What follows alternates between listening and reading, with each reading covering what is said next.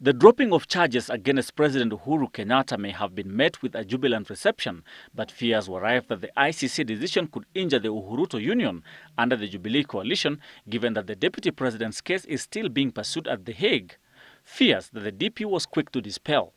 We are one united people because we want a country that we can all be proud of. Na nyinyi msiwe na mambo mawili. Sisi tunajua Kenya hii tunapeleka wapi na Mungu atatujalia.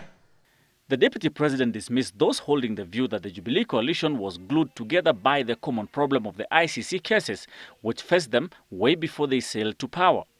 When we decided that we are going to work together, it was not about looking for power. It was not about looking for what many people think. It was about uniting the people of Kenya. But political analysts say even though they were not united by the cases, the coalition will have to work even harder to defend the deputy president to avoid making him look like the abandoned victim and cause ripples from his backyard.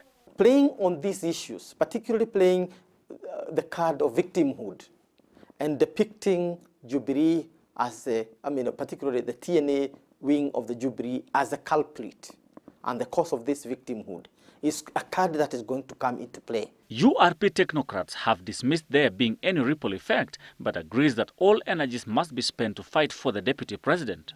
We will continue to pursue ICC, the two remaining Kenyans, with the same energy, the same vigor, and we will shame them.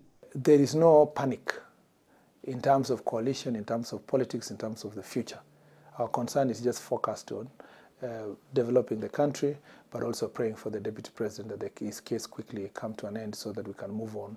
The rival coalition is also expected to take advantage of the scenario and make some political gains. 2017 politics might again revolve around the question of ICC, but this time it is in Jubilee's house. The glue that holds this coalition together is the wonderful relationship between the president and the deputy. All other stories are mere shenanigans.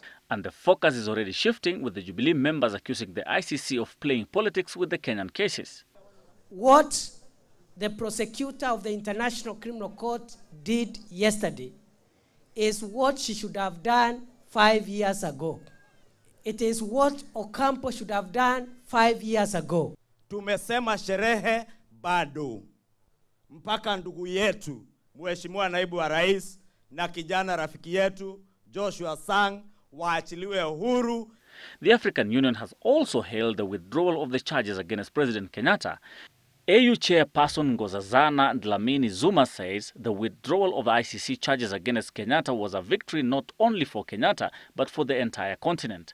AU officials say it is a clear indication that the Hague-based ICC's operations were flawed, especially with regard to Africa. Kendagor, Obadia Citizen Weekend.